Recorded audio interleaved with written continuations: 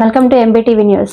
మణిగురు మండలం ప్రజాభవన్లోని MLA camp కార్యాలయంలో భారతదేశ మాజీ ప్రధాని ఇందిరాగాంధీ జయంతిని పురస్కరించుకుని పినపాక శాసనసభ్యులు పాయం వెంకటేశ్వర్లు ఘనంగా నివాళులర్పించారు. ఈ సందర్భంగా ఆయన మాట్లాడుతూ ఇందిరాగాంధీ దేశ చరిత్రలో ఎన్నటికీ మర్చిపోలేని నాయకురాలు అని, తొలి దేశ మహిళా తొలి ప్రధానిగా ఎన్నో సంక్షోభాలను ధైర్యంగా ఎదుర్కొని కఠిన నిర్ణయాలు తీసుకుంటూ భారత ప్రగతిలో కీలక పాత్ర పోషించారని పేర్కొన్నారు. నిరుపేదల కోసం ఇళ్ల స్థలాలు, పక్కా ఇళ్లు, భూముల పంపిణీ వంటి అనేక సంక్షేమ కార్యక్రమాలు చేపట్టి ఇందిరమ్మగా ప్రజల గుండెల్లో చిరస్థాయిగా నిలిచారు అని అన్నారు. ఇందిరాగాంధీ సేవలను స్మరించుకోవాల్సిన రోజు ఇదేనని, ఆమె దేశ అభివృద్ధికి చేసిన కృషి అపురూపమని ఎమ్మెల్యే పేర్కొన్నారు. అనంతరం ఆమె చిత్రపటానికి పుష్పాంజలి అర్పించారు. ఈ కార్యక్రమంలో మండల అధ్యక్షులు పీరినాకి నవీన్, టౌన్ అధ్యక్షులు శివ సైదులు, పలువురు నాయకులు, మహిళా నాయకులు, కార్యకర్తలు తదితరులు పాల్గొన్నారు.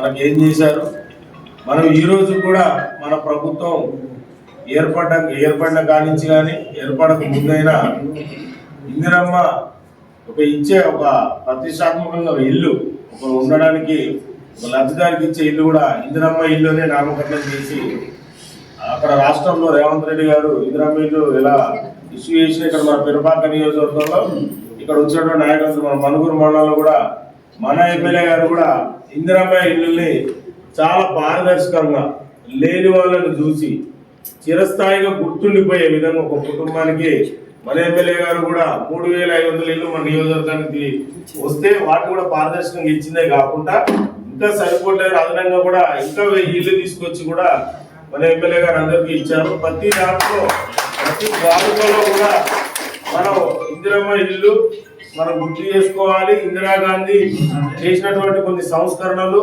కాంగ్రెస్ పార్టీ అంటే ఏంది అనేది కొంతమంది చాలా ఇదిగా మాట్లాడుతూ ఉంటారు. వారికి కూడా మనందరం కూడా భారతదేశానికి స్వతంత్రం తీసుకొచ్చింది కాంగ్రెస్ పార్టీ. ఆ రోజు నెహ్రూ గారు తొలి ప్రధానమంత్రి, మహిళా తొలి ప్రధానమంత్రిగా ఎన్నో సంవత్సరాలు తీసుకొచ్చింది మన ఇందిరాగాంధీ. వీటన్నిటిని కూడా మనం నెవరేసుకుంటూ రేపు రాబో స్థానిక సంస్థల ఎలక్షన్ లో కూడా 2023లో పనిచేసినట్టు విధంగానే పార్లమెంట్ ఎలక్షన్ లో పనిచేసి అత్యధికంగా మెజార్టీ రావడానికి ఎలా కష్టపడ్డామో రేపు రాబో స్థానిక సంస్థల ఎలక్షన్ లో కూడా మన ఎమ్మెల్యే గారిని చేస్తున్నటువంటి అభివృద్ధిని, మన పథకాలని మనం ప్రజలకు తీసుకెళ్లి ప్రతిరోజు వాటిని సోషల్ మీడియా ద్వారా కూడా ప్రచారం చేసుకుంటూ ఎమ్మెల్యే గారిని ఎక్కడ ప్రోగ్రామ్ చేసినా, ఎక్కడ డెవలప్మెంట్ మణుగూరే కాదు మిగతా 7 మండలాలకు కూడా మన ఎమ్మెల్యే గారు మిగతా మండలాలకు కూడా ఎమ్మెల్యే గారు ఎమ్మెల్యే కాబట్టి అభివృద్ధి కూడా మనసారి చేసేటియే, మన ప్రభుత్వం చేసేటియే. ఇక్కడికి వచ్చినటువంటి మణుగూరు మండల నాయకులు అందరూ కూడా మిగతా ఇతర మండలాల్లో జరిగే డెవలప్మెంట్ కూడా సోషల్ మీడియా ద్వారా మీకు తెలిసిన ప్రతి సమాచారాన్ని మీ యొక్క వాట్సాప్ ద్వారా, ఫేస్బుక్ ద్వారా మనం ప్రజలకు, ఇప్పుడు ప్రజలందరికీ చేరువలో ఉన్నది సోషల్ మీడియా.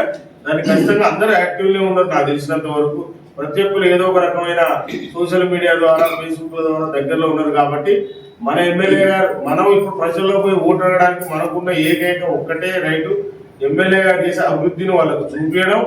వారికి ఏమైనా పని ఉందంటే మన ఎమ్మెల్యే గారు చేస్తున్నాడు, మనం తీసుకొచ్చి ఎమ్మెల్యే గారికి చెప్పి ఆ పని చేయగలగడం. మనకు ఆ రైట్స్ ఉన్నాయి, ఆ హక్కు ఉంది.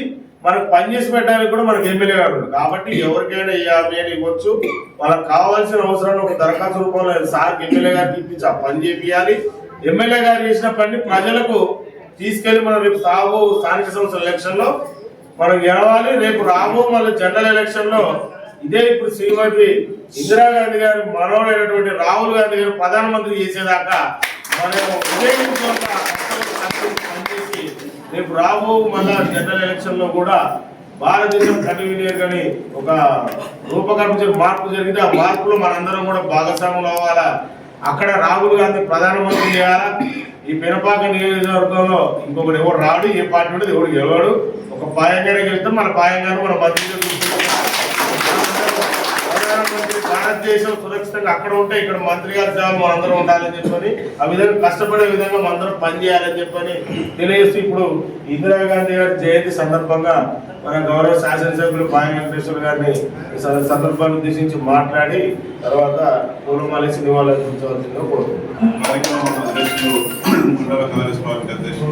తెలియజేసుకుంటూ ఈరోజు ఎంతో ప్రతిష్టాత్మకమైనటువంటి రోజు. మన ఇందిరాగాంధీ గారి పుట్టినరోజు సందర్భంగా జయంతి వేడుకల్ని మనం క్యాంప్ కార్యాలయంలో నిర్వహించుకుంటా ఉన్నాం. ఈ సందర్భంగా ఇందిరాగాంధీ గారి గురించి అందరూ మాట్లాడాలని చెప్పేసి అందరితో మన మండల ప్రెసిడెంట్ గారు మాట్లాడిపించారు. మనం ఇందిరాగాంధీ గారి గురించి ఎంత మాట్లాడుకున్నా తక్కువే. ప్రపంచంలో బలమైన శక్తి కలిగిన మహిళ ఎవరైనా ఉన్నారంటే ఇందిరాగాంధీ గారు. ప్రపంచంలోనే అతిపెద్ద ప్రజాస్వామ్య దేశం మనది భారతదేశం. అతిపెద్ద ప్రజాస్వామ్య దేశం భారతదేశం. అతిపెద్ద ప్రజాస్వామ్య దేశానికి ఇందిరాగాంధీ గారు ప్రధానమంత్రిగా చేయడం, అందులో మహిళ తొలి ప్రధానమంత్రి. మరి ఇందిరాగాంధీ గారు అనగానే ఆమెకు గుర్తొచ్చే బిరుదులు: ఉక్కు మహిళ, భారతరత్న. అత్యంత మన భారతదేశంలో అత్యంత విలువైనటువంటి ప్రతిష్టాత్మకమైనటువంటి మరి పురస్కారం ఏదంటే భారతరత్న అవార్డు. మరి భారతరత్న అవార్డు గెలిచినటువంటి భారతరత్న అవార్డు అందుకున్నటువంటి ఉక్కు మహిళ ఇందిరాగాంధీ గారు ఈ భారతదేశానికి ప్రపంచంలోనే గుర్తుండిపోయే విధంగా ఈ భారతదేశం ఉన్నంత వరకు, ఈ ప్రపంచంలో ఈ భారతదేశంలో భూమి మీద మానవుడు ఉన్నంత వరకు ఇందిరాగాంధీ గారి యొక్క స్ఫూర్తి త్యాగాలను ఎవరు కూడా మర్చిపోలేరు. వాటిని స్మరించుకుంటూ మనం ఈ సమాజం ముందుకు పోతానే ఉంటుంది. అంటే అంతంత గొప్ప కార్యక్రమాల్ని మన భారతదేశానికి అందించినటువంటి మరి బలమైనటువంటి దృఢమైనటువంటి శక్తివంతమైనటువంటి మహిళ మన ఇందిరాగాంధీ గారు అనేది మన ప్రపంచాన్ని చాటి చెప్పినటువంటి మన భారతదేశ మహిళ ఇందిరాగాంధీ గారి యొక్క శక్తి సామర్థ్యం.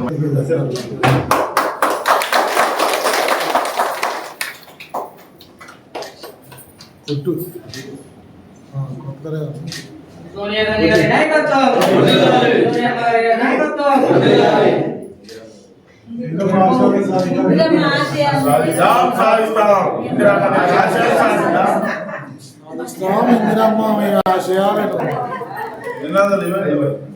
సురేష్ ఇందిరమ్మ ఆశయాలను ఇందిరమ్మ ఆశయాలను ఒక్క మనిషి ఒక్క మనిషి ఒక్క మహిళ.